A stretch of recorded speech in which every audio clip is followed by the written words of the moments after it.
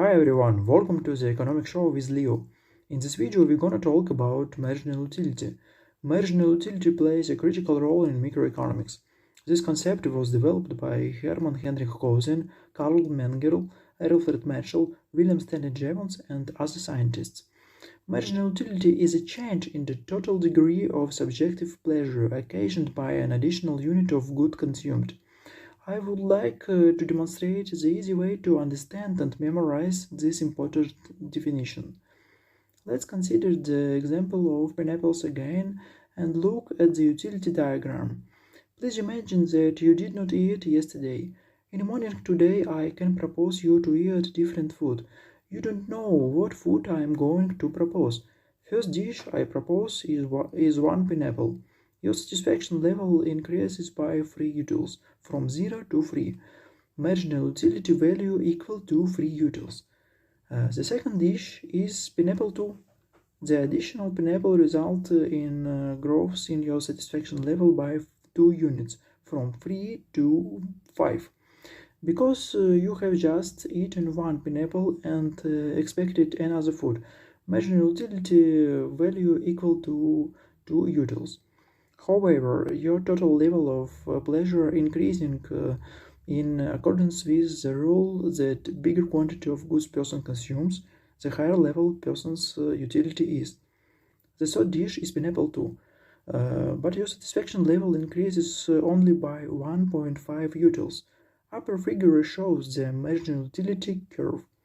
I know you clearly understand why additions to the total degree of subjective pleasure decreasing in my example. However, my proposal is to look back in history of economics.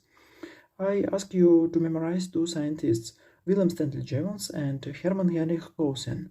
In the preface to the second editions to this Jevons theory of political economy, at page 33 we can read that according to the Hermann Clausen's treatise, the laws of human relations and the rules of human action derived therefrom, the natural life of pleasure is clearly stated somewhat as follows. Increase of the same kind of consumption yields pleasure continuously diminishing up to the point of satiety.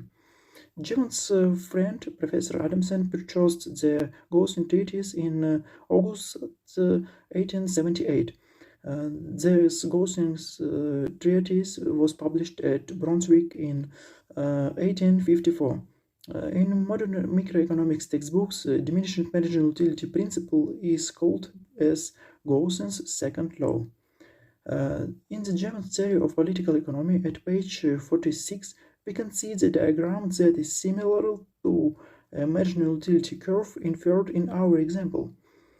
Marginal utility is the difference between the total utility when n pieces consumed and the total utility when n minus 1 piece is consumed. According to the Lagrange mean value theorem, if a function f is continuous on an interval from s1 to s2, then at least one point called as t exists on this interval, such that the equation 2 is true. Let's use this theorem to rewrite equation 1.